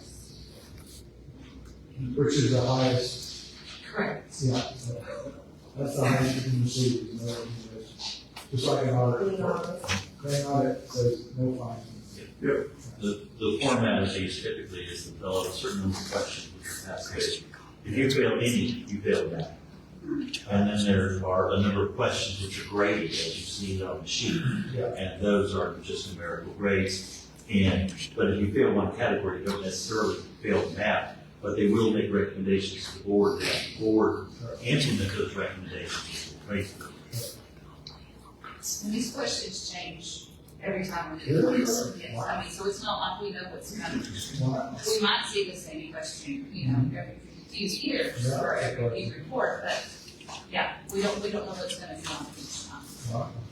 For instance, there may be a question on governance, where the chief appraiser will then have to send minutes every single meeting to the map reviewers to make sure that you are doing what was on the agenda, that you aren't violating the Open Meetings Act, you are doing what you're supposed to do. So is this separate from when they do a mass appraisal? Yes. Property value study? Yeah, property value Yes. study. Yes. Yeah, this is separate from that property value Correct. study. Correct. Yeah, they don't look at they look at how we value things in here, but they don't look at values Oh, so much on this one. It's more policies and procedures and that sort of thing. right.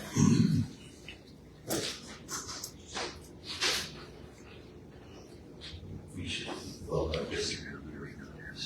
No, let's, if you 2025 for our property value study, 2026 for our maps review.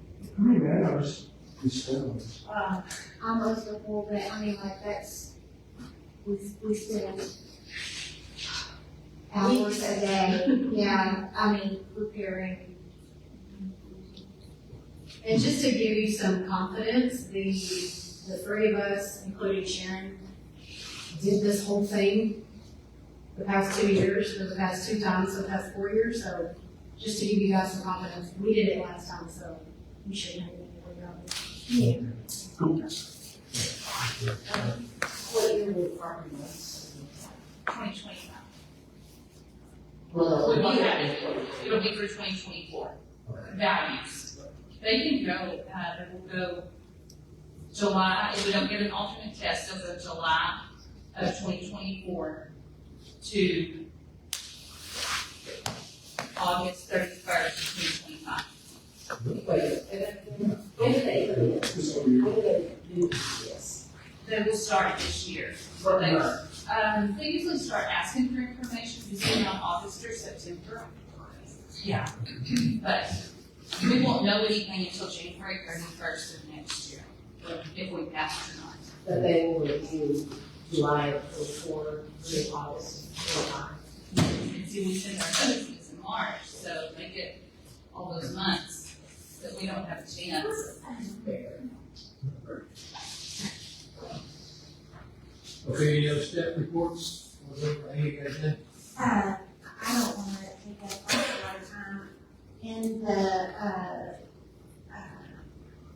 minutes or in the document, Vortex, we've got a property tax timeline that just kind of lays out what we do, for each month. January's busy, we send out, ag, applications and letters for all the new owners. We send out business personal property renditions and letters that explain,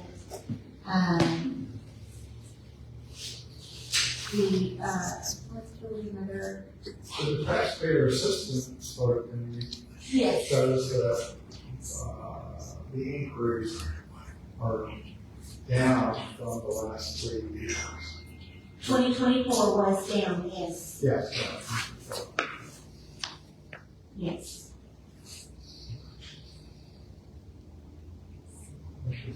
Do you have a sense of why this next? I really don't. I feel like, when we had our notice season last year, that, it was quieter than usual. If you look at our, records for, April and May, you can see where, I mean, it's steadily climbed.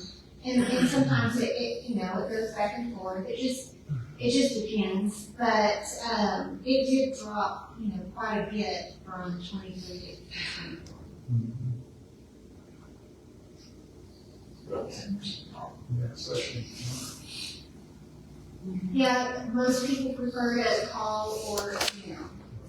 And I think that probably would be everywhere. When you look at the types of taxpayer inquiries and concerns when they call, we log and track every single phone call that gets made. And if someone calls back in and says, I talked to somebody, we can do a quick search and see all of the records of when they called and any notes and what it was that they called about and who they talked to. And so, based on the 2024 monthly averages, comparing it to the topics for December of 24, you know, we really see just a lot of general account information is what people are calling about for the most part. We get quite a few calls that are asking about tax payments, but at the very end, very few questions and concerns about value are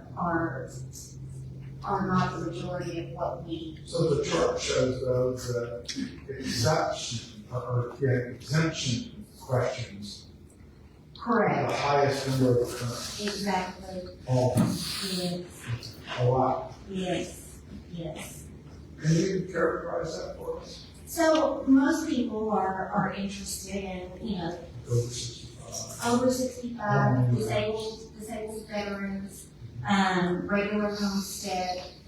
People don't understand why, if you have an over 65 and your tax bill goes up. So typically in October, we get an onslaught of phone calls because tax bills have gone out. And the thing of it is yes, you may have an over 65, but not all taxing jurisdictions offer a ceiling. So while they may give you an exemption amount, that ceiling. So, like the emergency service district, they don't offer a ceiling, and so it doesn't, you know, place a ceiling on that tax levy. And so that will go up. It's not a very big bill, but it does. 90% of people don't know. Is that on our website? Yes, sir. Yes, sir. It's going out on our website. Yes, sir. Not that people look for it. If you look on our website, and under the exemptions drop down, there's exemptions offered by taxing jurisdictions. And if you scroll down, it gives just kind of a breakdown of the exemptions. It has the homestead exemption over 65, and if a ceiling is offered, a disability, and if a ceiling is offered. Okay. And so for each. Okay. And so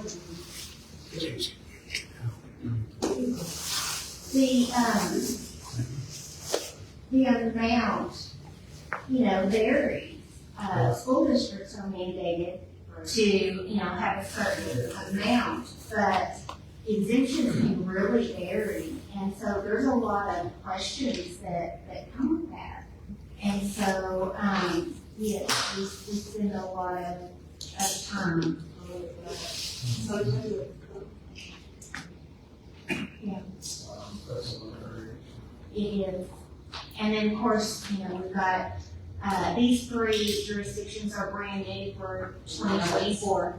They were just established, and we're seeing more and more of the utility districts looking to establish.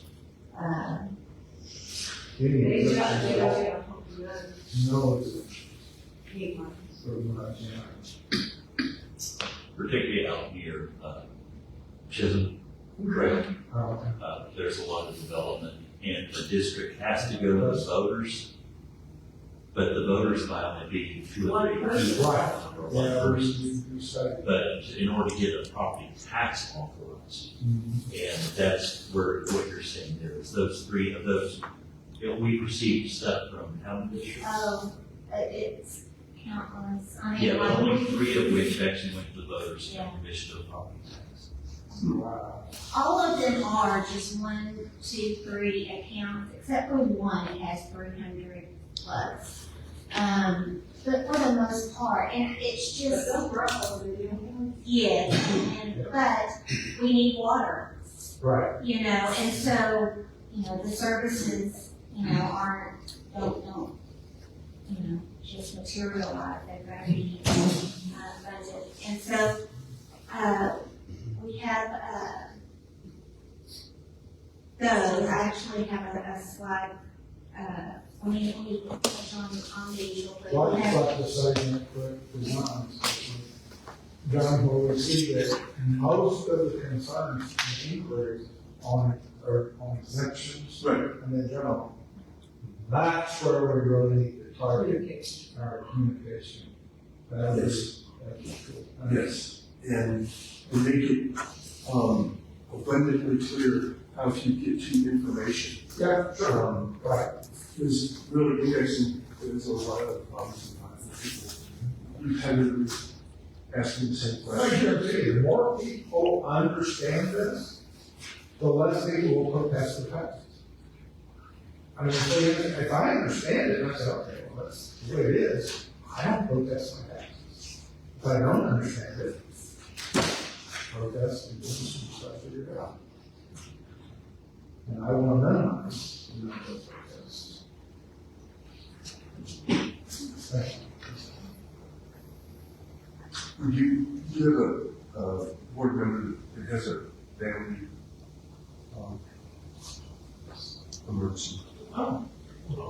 Well, it's obligation. Everything else is working. Yeah, exactly. Staff reports. Staff reports, I mean, y'all can look through it, and if you have any questions whatsoever, you're more than welcome to ask. The very last page is, just a list of annexations that are going to be effective for the 2025 tax year. And, That's fascinating. that's really all I have. Okay. All right, very good. Thank you. That finishes staff reports. We have no reason for executive session. Next meeting date for now is February 20th until we determine the schedule for the rest of the year. Unless someone has other comments or questions. We did have one thing that we were asked to announce this evening, is that Representative Kelly's attorney is filing, I'm not talking too soon, because actually, got approval to announce that she'll be filing a CAD transparency bill tomorrow morning. It's something that she talked about at her town hall meeting, and actually got some feedback from us on that, where, if it's passed, her proposal with this bill is that this board, instead of having just 3 members that are elected by voters, there would be a majority, so 5 members of this board would be elected by voters. So that's the bill that she'll be proposing tomorrow. Okay, anything else? If not, I'll entertain a motion to adjourn. All in favor? Aye.